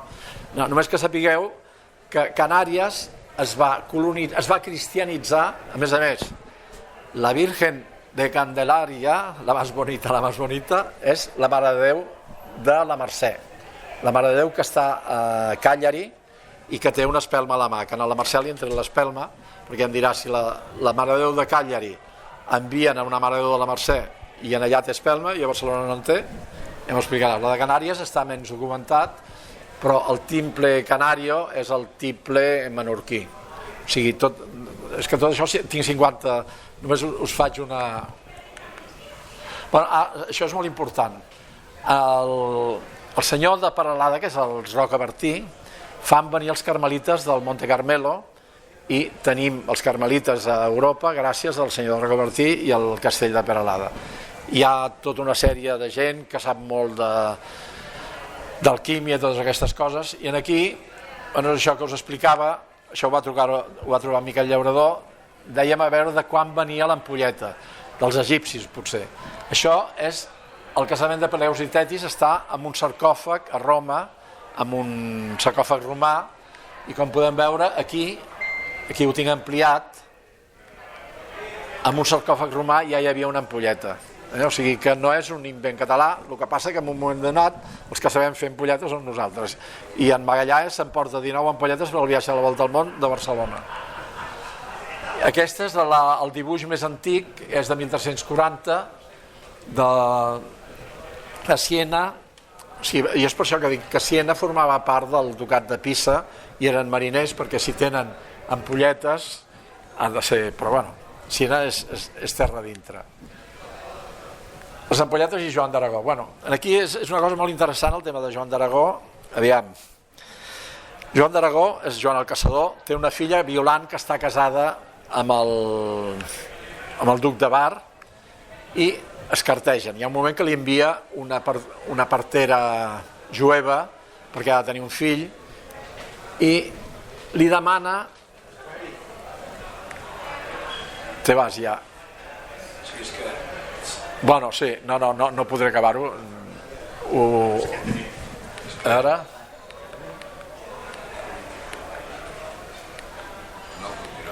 Bueno, només us explico això, que això ho vaig aprendre a l'Emili.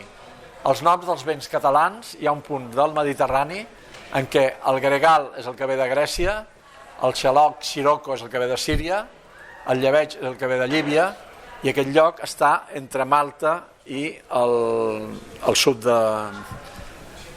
És una cosa curiosa, que només tenen sentit els noms en el mig de... És el malic del Mediterrani, el centre del Mediterrani. O sigui, fixeu-vos, no?, que això és Líbia, Trípoli, això és Grècia i això és Síria. Aleppo està per aquí. És una curiositat que vaig trobar. Aquí hi ha la construcció naval. Bueno, aquí puc anar passant ràpid. Vaixells de guerra, vaixells de pesca, construcció de vaixells, tot el que hi ha, tot el que forma part per construir vaixells, i el mestre d'aixa. Aquest és amb una aixa de dues mans.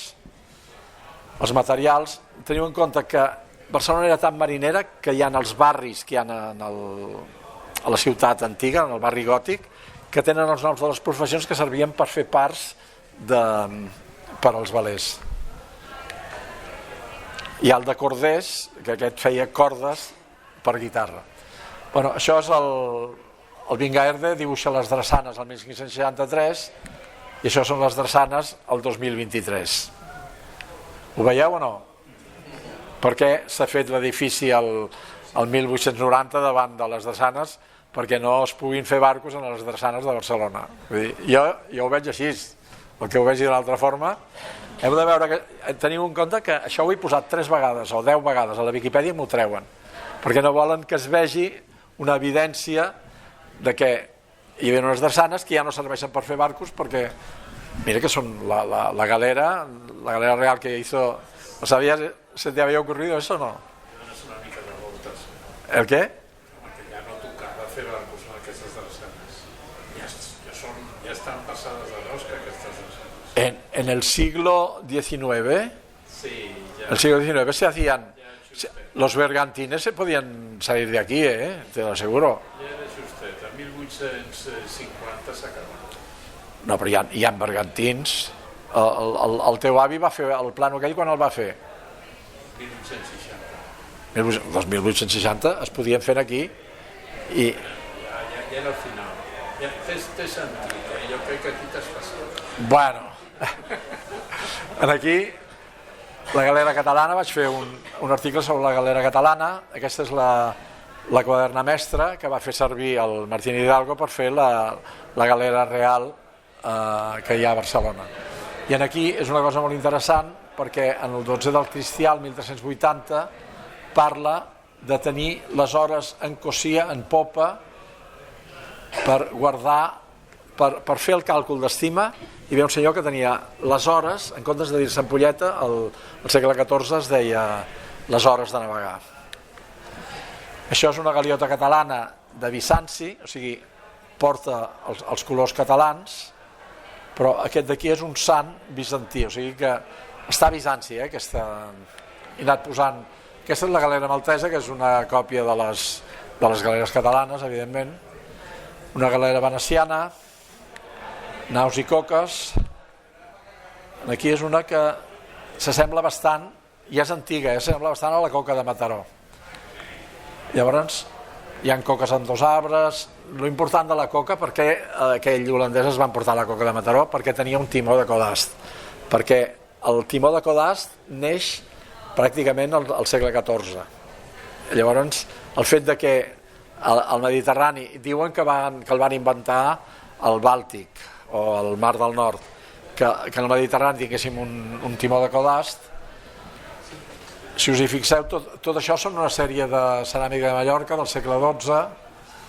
Hi ha veles llatines, aquí és una vela quadra i precisament amb els colors de Portugal. Això és l'escut de Portugal. I ara ve lo de les calaveres. La primera carta de Colom posa fecha en la calavera sobre les Isles de Canària. I molta gent deia, no, esto és un error. I hi ha gent que ha explicat precisament aquest jefe de falange del movimiento de l'any 45, el Demetrio Ramos, diu, no, he localizado en todos los archivos de la Generalitat i de... Com es diu, l'altre no és la Generalitat. Calavera no és un error, és la forma catalana de dir calavera. I on aquí, això no va a missa, això és una idea meva, dic, això és la coca de Mataró, si tu agafes una calavera i la poses aquí, sembla que això tingui una forma de calavera al revés. Si no n'è vero, he ben trovato. No us obligo a creure, però...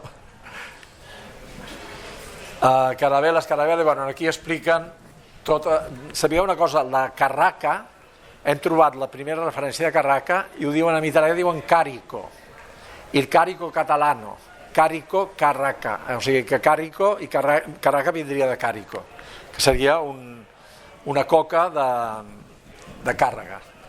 La calavera, aquí ho expliquen, és un inventari del segle XV, i diu, es pot dir calavera, bel sage, això està escrit en... no, ho diu en català, però ho treu d'un lloc que està escrit en llatí, perquè calavera bel sagetia vol dir calavera o sagetia o fusta. És l'inventari d'una sagetia, podem veure, bueno, és tot un... Anem buscant la paraula calavera, en Carles Obaca, en la conferència que vaig fer a l'Ateneu, em va dir que hi havia poques referències. Aquí hem trobat unes 30 referències. No les poso totes, però veieu que són documents del segle XV que va dient calavera.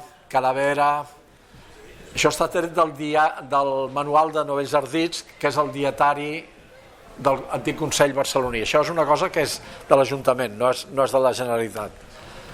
I aquí és el moment en què Joan de Canyamàs li fot la punyalada en el pescuezo a Ferran el Catòlic. Sabeu que el van esquarterant, el Joan de Canyamàs? Doncs en aquest llibre dels novells ardits pots trobar totes aquestes entrades que posen calavera.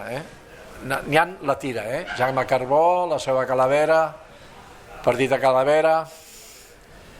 I aquí és una teoria, jo tampoc va a missa, però resulta que en un llibre més antic sobre l'estudi de les caravel·les que es pensen que són portugueses, la primera caravela que consta, la més antiga, és una caravela feta per un mestre d'aixa català. Toma! O sigui que jo aquí lo dejo, I això és en un llibre americà que posa figures i tal, i posa la calavera de Portugal, calavera que es diu la catalana. O sigui que jo aquí no us he pogut posar perquè no m'ho he deixat, però hi ha dos historiadors molt importants que són el Barros i un marquès que expliquen la història de la nàutica portuguesa.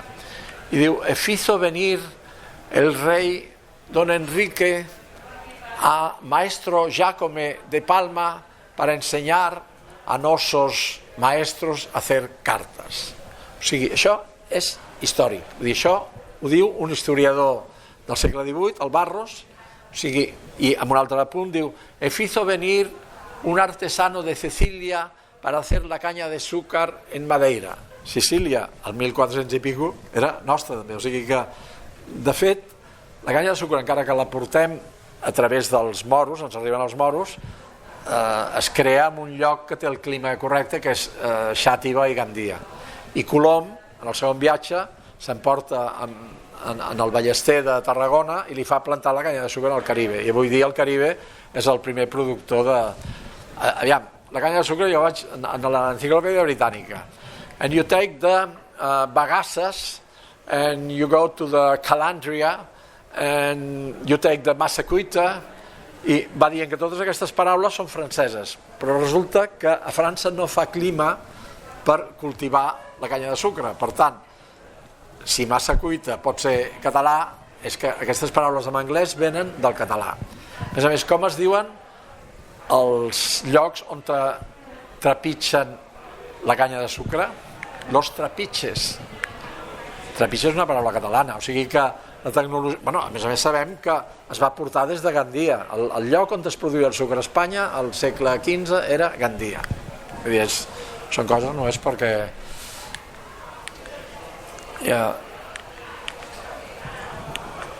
Vale. Tots els planos d'aquesta calavera que van carregar el rei de Portugal amb un mestre d'aixa a Barcelona i que està tot documentada. Calavera rodona. Aquesta és bastant interessant perquè aquesta sí que podria donar... Dubrovnik és Ragusa. Nosaltres tenim molts tractes amb Ragusa i sembla ser que haurien copiat aquest tipus. La calavera catalana s'hauria copiat del Barcosi de Dubrovnik. Això és una teoria també... És que s'hi sembla molt, vull dir, són dues veles llatines. Aquí explica el que són els Barcosi. I aquí, aviam, perquè arribem a una paraula que és la tartana. La tartana no és aquella que va amb el cavall, sinó que és una espècie de barca de mitjana, però amb unes característiques una miqueta diferents. Hi ha tot un d'allò. Els Cardona demanen una encomienda per anar a Califòrnia i creen tartanes per pescar perles, tal i qual. La tartana es fa servir a Califòrnia per als Cardona. I aquesta és la tartana maltesa. Jo vaig voler fer l'article de la tartana i vaig mirar a veure on hi havia un article extens. No sabeu on la vaig trobar? En rus. A Rússia tenen tartanes, però és que la tartana és un invent de Rosselló. La tartana és un tipus de xarxa que es fa servir per pescar a la costa del Rosselló, que sembla ser que imita un ocell que es diu tartana, que fa així i treu peixos, no? Vull dir, és un... Llavors, per què els russos tenen tartanes? Perquè Pere el Gran, però el gran tsar de Rússia, va voler modernitzar Rússia i se'n va anar vestit de plebeu a Holanda a estudiar com fer barcos. I resulta que se'n va a Holanda a aprendre a fer barcos i se'n torna a Rússia i fabrica una flota de tartanes russes. Com pot ser que a més són per testa, no van en tingladillo? O sigui, aprèn una tecnologia que és mediterrània a Holanda. Aquí s'hauria d'estudiar, però ja et dic, tinc un article, l'article de tartana, si aneu a tartana nàutica, en català, castellà, anglès i francès, l'he fet jo, i és bestial. Està tret de l'article que van fer els russos perquè és seu. És com la Virgen de la Mercè, que en Andalucía la patrona de Cádiz, la patrona de San Fernando. Digo, oye, que esta Virgen es catalana. ¿Qué me va a decir a mí? La Virgen de la Merced es nuestra, me va a decir a mi que la Virgen de la Merced se la va inventar per Anolàs, que se la va trobar en els passadissos del Palau de Jaume I. Resulta que és andaluza, saps? La tartana catalana. O sigui, això és molt important. Aquest el Beiti Alinaje és el jefe de la Casa de Contratació al segle XVIII, o finals del segle XVII. Està... No 18, no. Final del XVI, començament del XVII. I diu, esclar, les caravel·les no senyien, servien per anar a Amèrica, però per desplaçar-se per al Mississippi o per on fos, per les costes d'Amèrica, necessitaven embarcacions que senyissin. Llavors diu, son unas embarcaciones de porteros delgados que hemos mandado a la carrera de Indias. Se ha despachado por avisos a las Indias y han tenido buen suceso en su navegación, pero es forzoso permitirles 3 o 4 marineros de los extranjeros, que diu, mareaje de levantiscos. La Vera de Llatina reconeix al jefe de la Casa de Contratació Beiti Alinaje de Sevilla que són embarcacions nostres. Toma poesia, vull dir que això... I aquí hi ha una altra cosa, no llega l'artículo de tu tatarabuelo, me parece. La barca de mitjana és una modificació de la tartana, però és la barca de mitjana, que l'Oriol en té una per aquí. I los faluchos de Arenys de Mar, aquesta és massa, En el llibre Hablas del curso metódico lámina 3, complemento del curso metódico de arquitectura naval de Joan Monjo y Pons, hay los planos de un falucho de 42 toneladas de desplazamiento con la rueda de popa vertical. Encontrarán esto en un artículo de Wikipedia que l'escriptor llaurador esto. I aquests llaguts d'Arenys es construïen per pescar i com a guardacostes d'Andalusia. O sigui, es va encarregar a les platges de Catalunya, entre elles Blanes, Arenys, perquè els barcos es feien aquí a la platja, no hi havia drassanes. Els de Barcelona sí, però els altres es feien aquí a la platja. Es van encarregar una flota de barcos per vigilar el contraban a Andalusia. I els diuen faluchos d'Arenys de Mar. I se acabó. Bueno, si no us heu adormit...